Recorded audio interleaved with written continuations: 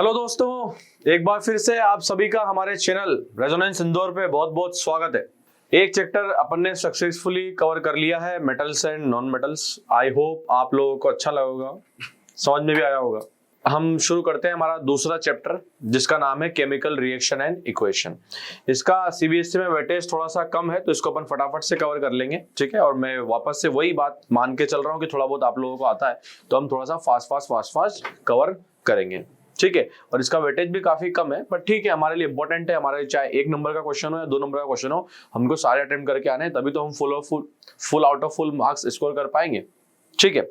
तो चलिए शुरू करते हैं आज का अपना chapter chemical reaction and equation. Chemical reaction and equation part 1 डाला है अपन इसको 3 पार्ट में ऑब्वियसली, ठीक है, करेंगे। तो आज अपना है पार्ट 1, उसके बाद में पार्ट 2 एंड देन पार्ट 3, ठीक है। टॉपिक्स कौन कौन से कवर होने वाले हैं इसमें एक बार उस पर भी अपन नजर डाल लेते हैं। सबसे पहले तो इंट्रोडक्शन, दूसरी बात में characteristics of chemical reaction, chemical reaction की क्या क्या कैरेक्टरिस्टिक्स होने वाली है आप लोगों को पता ही होगा। Third, chemical equation and balancing of chemical equation को कैसे बैलेंस करते हैं। Fourth, types of equation and fifth, corrosion and rancidity. आज की वीडियो में, आज के लेक्चर में हम तीनों टॉपिक कवर कर लेंगे, मतलब फर्स्ट, सेकंड और थर्ड पॉइंट अपन कवर कर लेंगे।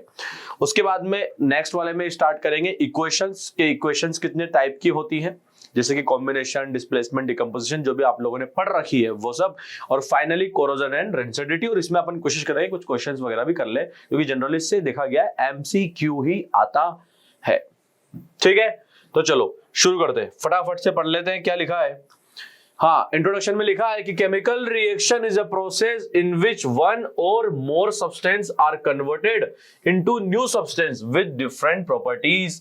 आप लोगों को पता ही होगा क्या होता है कि केमिकल रिएक्शन एक प्रोसेस है। प्रोसेस मतलब सीरीज ऑफ स्टेप्स है। इसमें होता क्या है कि कुछ सब्सटेंस जो है रिएक्ट करते हैं और उनकी रिएक्शन की वजह से कुछ नया सब्सटेंस बनता है। उस नए सब्सटेंस की प्रॉपर्टीज अलग होती है। ऐसे पूरे के पूरे प्रोसेस को हम केमिकल रिएक्शन बोलते हैं। कैसे? जैसे एग्जांपल के तौर पे, जैसे पहले लिख लेते हैं, पढ़ लेते हैं। रस्टिंग ऑफ आयरन, लोहे का जंग लगना। आप लोगों ने देखा होगा कि आपके घरों में जो लोहे के गेट हैं उनके ऊपर एक ब्राउन सी सब्सटेंस डिपॉजिट हो जाता है जिसको हम रस्ट बोलते हैं। तो ये क्यों होता है? क्योंकि केमिकल रिएक्शन होती है। मतलब कुछ सब्सटेंस ने किसी ना किसी दूसरे सब्सटेंस के कांटेक्ट में आए और एक रिएक्शन हो गई, उस रिएक्शन की वजह से नया प्रोडक्ट देखने को मिला, ठीक है। इसी तरीके से डाइजेशन ऑफ फूड, जब हम खाना खाते हैं तो उस खाने से हमको क्या मिलती है? एनर्जी मिलती है, ठीक है। तो ये भी एक क्या है? एक केमिकल रिएक्शन है, ठीक है। राइपनिंग ऑफ फ्रूट, मतलब फ्रूट्स का सड़ जाना, जैसे कि अपन एप्पल देखते हैं, एप्पल का जो है खराब हो जाना, ठीक है। तो वो क्या कहलाता है? वो भी एक केमिकल रिएक्शन है। कुछ समय बाद में ऑक्सीजन के कांटेक्ट में आएगा, कोई नया सब्सटेंस बना लेगा। अब जरूरी नया सब्सटेंस हमेशा अच्छा हो या बुरा हो, कुछ भी हो सकता है, लेकिन नए सब्सटेंस की प्रॉपर्टीज क्या होती है? अलग होती है। तो इस वजह से वो भी क्या है? खराब होता है। तो ये सारे एग्जाम्पल्स जो है किसके? Chemical reaction. तो केमिकल रिएक्शन आसान शब्दों में क्या कि सर कुछ सब्सटेंस होते हैं, वो सब्सटेंस रिएक्ट करते हैं, उन सब्सटेंस की रिएक्शन की वजह से कोई नया सब्सटेंस बनता है, उस नए सब्सटेंस की प्रॉपर्टीज होती नहीं है, उन पूरे सब्सटेंस को, मतलब पूरे प्रोसेस को हम बोलते हैं केमिकल रिएक्शन। एक आसान रिएक्शन लिखता हूं, उससे समझ में आएगा। H2 gas plus O2 gas और H2O लिक्विड, ठीक है। हाइड्रोजन क्या है? गैस है। ऑक्सीजन क्या है? गैस है। और H2O क्या है? लिक्विड। ध्यान रखना, हाइड्रोजन एक ऐसी गैस है जिसमें आग लगती है, फ्लेमेबल गैस है, मतलब आग पकड़ती है। ऑक्सीजन जो गैस है वो आग को सपोर्ट करती है, मतलब इसके बिना आग नहीं लग सकती, ठीक है। और थर्ड, H2O, वो क्या है? पानी जो आग को बुझाता है। तो देखो ये पूरा क्या है? केमिकल रिएक्शन है। पहले कुछ सब्सटेंस थे जिनकी रिएक्शन की वजह से एक नया सब्सटेंस बना जिसकी प्रॉपर्टीज पूरी अलग है। ये दोनों तो आग लगाने का, बुझाने का काम, आग लगाने का काम करती है, एक में आग लगती है, लेकिन ये आग बुझाने का काम करता है, ठीक है। तो ऐसे सारे एग्जांपल्स जिसमें नया प्रोडक्ट बनता है, नई प्रॉपर्टीज आती है, उन पूरे प्रोसेस को हम बोलते हैं केमिकल रिएक्शन। बहुत आसान है, इतना डेफिनेशन अब तो बोर्ड आने वाले हैं, आया ना? ये तो आपको अपने को आता ही होगा। आगे बढ़ते हैं फटाफट से। चलो अब देखो हमारे आसपास जितने भी केमिकल रिएक्शन हो रही है वो एटॉमिक लेवल पे होती है, मतलब एटम्स का रीअरेंजमेंट होता है तो नया प्रोडक्ट बनता है। जनरली कौन सा चेंज आता है, केमिकल चेंज आता है, हमको पता है, ठीक है।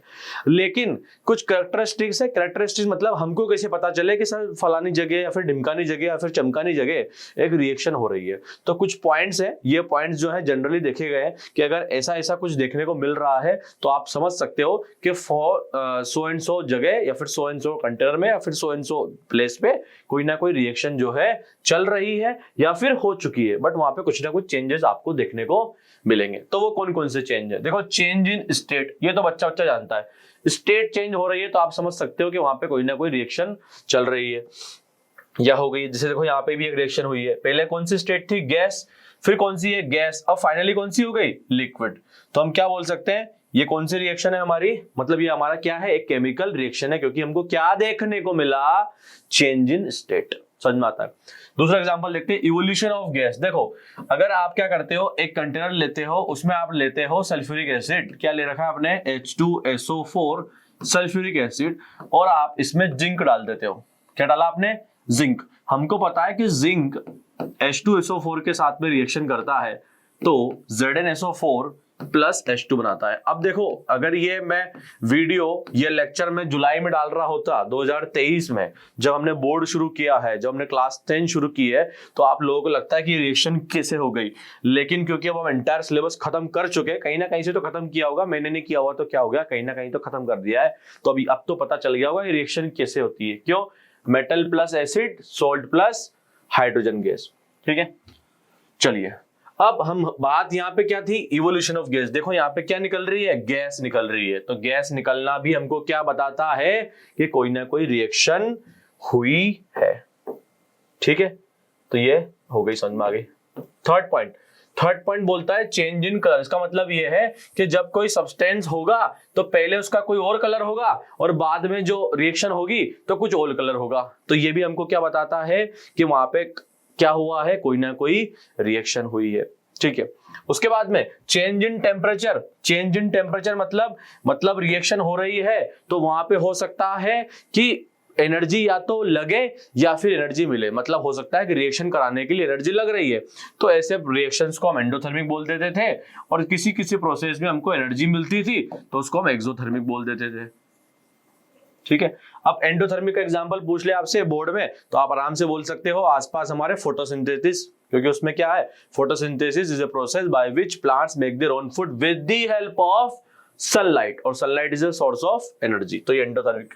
एक्सोथर्मिक मतलब जहां पे हमको एनर्जी मिलती है, ठीक है, जैसे हम खाना खाते हैं उससे हमको एनर्जी मिलती है, हम फटाके फोड़ते हैं उससे हमको एनर्जी मिलती है, मतलब साउंड मिलता है, हीट मिलती है, लाइट मिलती है। तो ये सब किसके एग्जांपल हो गए, एक्सोथर्मिक के।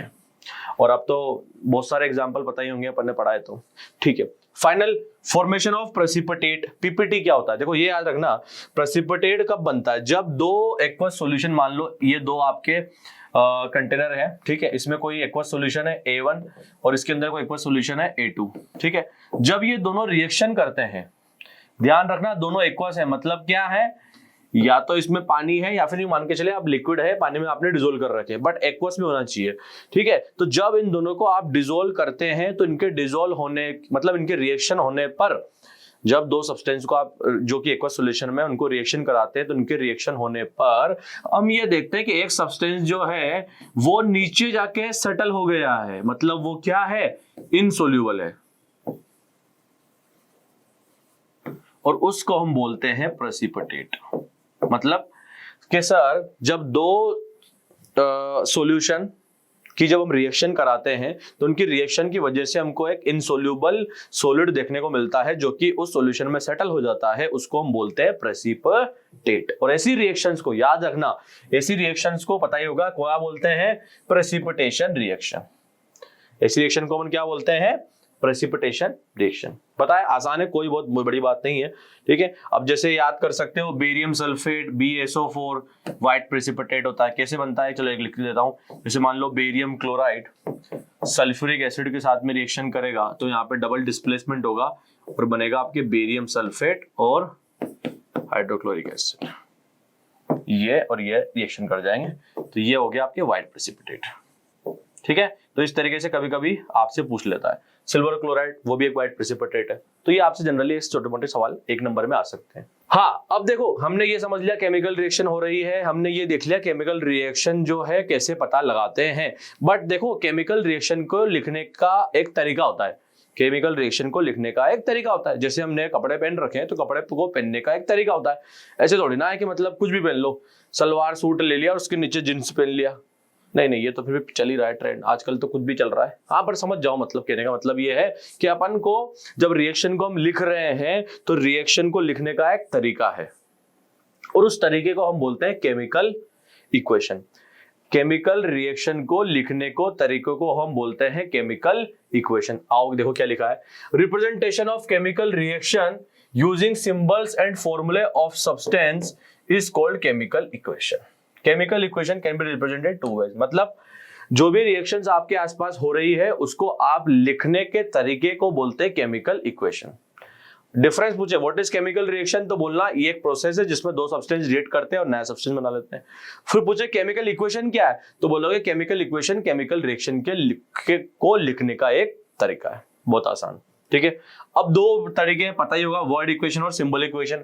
वर्ड इक्वेशन में हम क्या करते हैं, वर्ड इक्वेशन में हम इक्वेशन को लिखने के लिए रिएक्टेंट्स और प्रोडक्ट्स के नाम लिखते हैं। बोले सर रिएक्टेंट और प्रोडक्ट क्या, अरे जो सब्सटेंस रिएक्ट करते हैं वो रिएक्टेंट, जो बनते हैं वो प्रोडक्ट, ठीक है। तो रिएक्टेंट्स और प्रोडक्ट्स के नाम लिखेंगे वर्ड इक्वेशन में, और सिंबॉलिक इक्वेशन में उनके सिंबल्स यूज करेंगे। क्या यूज करेंगे, सिंबल्स यूज करेंगे। जैसे कि जो मान लो एग्जांपल लिखता हूं, एक सिंपल सा एग्जांपल है कि मैग्नीशियम जो है रिएक्ट करता है ऑक्सीजन के साथ में और मैग्नीशियम ऑक्साइड बनाता है।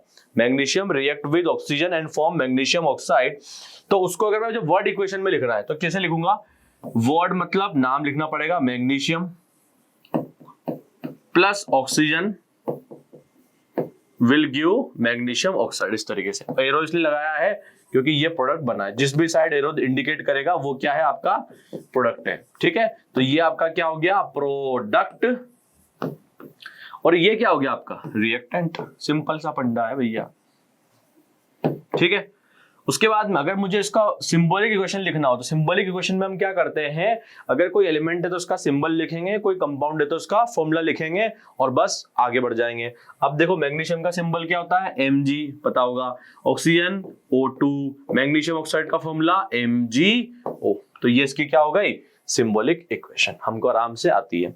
कभी कभी पूछ लेता है, इक्वेशन देगा और उसको सिंबॉलिक फॉर्म में कन्वर्ट कर दो। वर्ड में तो नहीं पूछेगा, वरना कोई भी लिख देगा। इसके लिए हमको क्या याद होना चाहिए, वैलेंसीज। वैलेंसी याद होगी तो हम जो है वर्ड इक्वेशन को सिंबॉलिक में कन्वर्ट कर देंगे। नहीं याद हो तो क्लास 9th में आपको बताई गई होगी, वहां से आप अपनी वैलेंसी को याद कर लेना और उसके बाद में आप ये कर पाओगे, ठीक है। तो केमिकल इक्वेशन क्या है, केमिकल रिएक्शन को लिखने का एक तरीका है। 2 तरीके से लिख सकते हैं।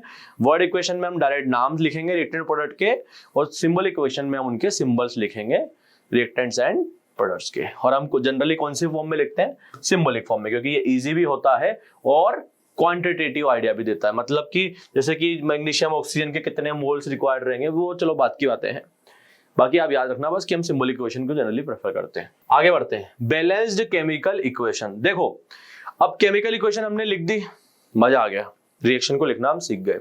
फिर ये नया फंडा आया है, बैलेंस्ड केमिकल इक्वेशन। अब बैलेंस्ड क्या चीज है भाई, आओ पढ़ते हैं। A balanced chemical equation occurs when the number of the atoms of involved in the reactant side is equal to the number of atoms in the product side। देखो ऐसी इक्वेशन को बैलेंस्ड इक्वेशन बोला गया है जिसमें left hand side और right hand side में हर element के एटम्स जो है बराबर हो।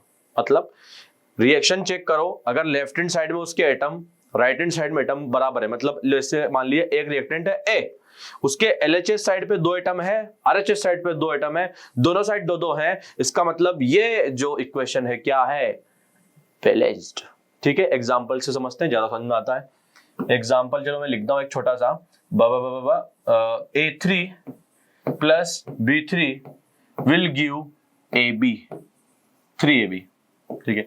देखो A के कितने एटम है यहाँ पे, 3, B के कितने एटम है यहाँ पे, 3। लेफ्ट हैंड साइड पे A के कितने एटम है, 3, B के कितने एटम है, 3। अब AB के कितने, सर ए बी के भी तो 1 1 है, नीचे तो 1 1 ही लिखा है तो 1 1 नहीं, आगे जो कोफिशिएंट होता है वो दोनों से मल्टीप्लाई होता है। तो a इंटू 3 तो a के भी कितने हो गए 3, और b इंटू 3 तो b के भी कितने हो गए 3। ठीक है, तो ये इक्वेशन क्या है, बैलेंस्ड है। ये नंबर ऑफ एटम्स कैलकुलेट करना नहीं आता हो तो चलो एक बार फिर बता देते हैं। देखो a के नीचे अगर 2 लिखा है मतलब a के कितने एटम्स हैं 2, मैं लिखता हूं A2B3, तो इसका मतलब क्या है कि सर a के 2 एटम b के 3। अगर मैं लिखता हूं 3a तो मतलब a के कितने एटम है 3, क्योंकि कोफिशिएंट आ गए 3 तो 3 से मल्टीप्लाई होगा। मैं लिखता हूं AB3 तो b a के कितने हो गए 3, लेकिन b के कितने हो गए 3 इंटू 3 9। तो इस तरीके से नंबर ऑफ एटम्स कैलकुलेट करते हैं, बहुत आसान है, आता ही होगा ना। चलो अब मुद्दा ये है इक्वेशन बैलेंस क्यों करें, हम इतनी परेशानियां जबरदस्ती मोल क्यों लाए। इक्वेशन लिख दी, समझ में आ गया, बैलेंस करते हैं, समझ में आ गया कि बैलेंस ऐसे करते हैं कि एलएचएस और आरएचएस साइड में नंबर ऑफ एटम्स बराबर हो, तो किसी में बराबर होंगे तो बैलेंस कर देंगे, नहीं होंगे तो नहीं करेंगे। करें क्यों, जबरदस्ती है, टाइम पास करने के लिए, फिर मेहनत करवा रहे हो। देखो क्या है कि balancing of chemical equation is important in order to follow the law of conservation of mass. हमने एक लॉ पढ़ा था, याद करो छोटी क्लासेस में, वो कहता था कि केमिकल रिएक्शन में मास को ना तो क्रिएट किया जा सकता है ना ही डिस्ट्रॉय किया जा सकता है। ना तो आप मास बना सकते हो ना मास खत्म कर सकते हो, क्योंकि नंबर ऑफ एटम्स जो है गड़बड़ा जाएंगे। ठीक है, तो इस लॉ को फॉलो करने के लिए हमको नंबर ऑफ एटम्स को जो है बराबर करना पड़ा, क्योंकि अगर मास क्रिएट नहीं हो सकता, मास डिस्ट्रॉय नहीं हो सकता, तो फिर एटम भी क्रिएट नहीं हो सकती और एटम भी डिस्ट्रॉय नहीं हो सकते, क्योंकि ये गड़बड़ होगा तो वो भी गड़बड़ होगा। इसलिए हम क्या करते हैं, एटम्स को बैलेंस करते हैं, because in chemical reaction mass of reactant should be equal to mass of product. हमको दोनों के मास को बराबर रखने हैं, इसलिए हमको इक्वेशन को बैलेंस करना होगा। ठीक है, और बहुत आसान है, देखो कैसे करते हैं बताइए, आता होगा आपको थोड़ा बहुत। तो जैसे मान लो H2 प्लस O2 H2O, इसको मुझे बैलेंस करना है तो नंबर ऑफ एटम्स चेक कर लो। लेफ्ट हैंड साइड कितने हैं इसके 2, राइट हैंड साइड इसके कितने हैं, सॉरी इसके भी कितने हैं 2। अब इधर देखो लेफ्ट हैंड साइड में हाइड्रोजन के कितने एटम्स हैं 2, ऑक्सीजन के कितने हैं 1, तो मतलब मुझे ऑक्सीजन के एटम्स को 2 बनाना है। तो अगर मैं यहाँ पे 2 से मल्टीप्लाई कर देता हूं, तो मैंने बताया था ना कोफिशिएंट में अगर 2 से मल्टीप्लाई किया है तो 2 से इधर भी होगा, तो 2 इंटू 1 2 बैलेंस हो गया। लेकिन हाइड्रोजन के कितने हो गए 2 इंटू 2 4 हो गए, तो यहाँ पे भी 2 से मल्टीप्लाई कर दो तो ये 4 हो जाएगा इक्वेशन। ये इक्वेशन जो है हमारी क्या है, बैलेंस्ड इक्वेशन है। सिंपल है यार, ये तो आता ही होगा आप लोगों को, है ना। चलो इसको मिटा देते हैं, 1-2 क्वेश्चन है देख लेते हैं। क्या लिखा है, sodium reaction with oxygen form sodium oxide. बिल्कुल नन्नू पुन्नू चुन्नू सा बैलेंसिंग क्वेश्चन, आराम से आप कर सकते हो। कैसे करना है कि सर ऑक्सीजन के इधर एटम कितने हैं 2, इधर कितने हैं 1, सोडियम के इधर कितने हैं 2, इधर कितने हैं 1, तो सोडियम के 2 बनाने तो सोडियम के 2 बना दो। ठीक है, अब देखो क्या हुआ है, ऑक्सीजन के इधर कितने हैं, ऑक्सीजन के इधर कितने हैं 1, उधर कितने हैं 2, इधर 2 लिख दो। अब जब मैं इधर 2 लिखता हूं तो कैलकुलेट करो, सोडियम के कितने हो गए 4 हो गए, तो मैं क्या करूंगा रबर लूंगा और यहां पे मिटा दूंगा और यहां पे लिख दूंगा 4। देखो अब कैलकुलेट करते हैं, सोडियम के टोटल एटम 4, ऑक्सीजन के टोटल एटम 2, इधर कुछ भी नहीं है मल्टीप्लाई, ठीक है, और इधर सोडियम के कितने एटम 2 इंटू 2 4, ऑक्सीजन के कितने 1 इंटू 2 2। तो इक्वेशन बैलेंस है या नहीं, चेक करो, 4 4 2 2, नंबर ऑफ एटम्स बराबर, मतलब इक्वेशन बैलेंस्ड। ओके, नेक्स्ट पे आ जाओ। K plus B2O3 gives K2O plus B। यहाँ पे B के देखो, पहले B पे शुरू करता हूं मैं, B के कितने एटम्स हैं यहाँ 2, तो मैं चलो यहाँ भी लिख देता हूं 2। आ जाओ आगे बढ़ो। अब ऑक्सीजन के कितने इधर 3, तो यहाँ पे मुझे 3 बनाना है। 3 अगर मैं यहाँ लिखता हूं तो देखो 3, अब मैं अगर यहाँ पे 3 डायरेक्ट लिख दूंगा तो चलो मैंने 3 अगर यहाँ लिख दिया तो कितने हो गए, ऑक्सीजन के तो 3 हो गए, इसके 3, लेकिन B2 के ये भी ठीक है। अब हमको किसके बनाने हैं, पोटेशियम के करना है 6, 3 2 जा 6, तो यहाँ पे 6 लिख दो। देखो तो चेक हुई क्या, मतलब बैलेंस हुई क्या, देखते हैं। पोटेशियम के 6, ब्रोमीन मतलब जो भी है बोरोन उसके कितने हैं 2, ऑक्सीजन 3, पोटेशियम के 6 और 1 से मल्टीप्लाई होगा तो 1 इंटू 3, तो ऑक्सीजन के 3 और बी के 2, बी के 2 बैलेंस, ऑक्सीजन के 3, ऑक्सीजन के 3 बैलेंस, और उसके बाद में पोटेशियम के 6 3 2 6 बैलेंस, मतलब दिस इक्वेशन इज बैलेंस्ड। ठीक है, बहुत आसान, आगे बढ़ते हैं। Next Li plus AlCl3 will gives LiCl plus Al। फिर सीधा सा है, आसान सा, कैसे करना है? क्लोरीन के इधर कितने एटम्स है? 3। इधर कितने हैं? 1, तो इधर 3 लिख दो। चलो अब बस, अब कितने बच रहे हैं? Li के इधर 3 हो गए तो इधर 3 लिख दो। एल्यूमिनियम के तो बैलेंस है, तो चेक करो Li के इधर कितने एटम्स हो गए? 3। एल्यूमिनियम के इधर कितने हैं? 1। क्लोरीन के कितने हैं? 3। इधर देखो लिथियम के कितने हैं? 3। क्लोरीन के कितने हैं? 3। एल्यूमिनियम के कितने हैं? 1। एल्यूमिनियम इधर 1 इधर 1 मतलब बैलेंस्ड। क्लोरीन इधर कितने हैं? 3 इधर 3 बैलेंस्ड। Lithium 3 balance. मतलब मैंने क्या किया? नंबर ऑफ एटम्स को left hand side right hand side बराबर कर दिया। बहुत आसान है, कुछ भी नहीं कर रहे हैं यार, अब तो आता ही होगा आप लोगों को, आसान सी चीजें हैं। इक्वेशन बैलेंस कर दो, बस सिंपल। ठीक है, एक क्वेश्चन मैं आप लोगों के लिए छोड़ देता हूं, इसका आंसर मुझे कमेंट बॉक्स में कर देना। लिख लो, क्वेश्चन लिख लो, स्क्रीनशॉट ले लो, जो इच्छा है वो कर लो, फोटो खींच लो, जो आपकी इच्छा हो, और इसका आंसर जो है आप कमेंट बॉक्स में कर दीजिएगा।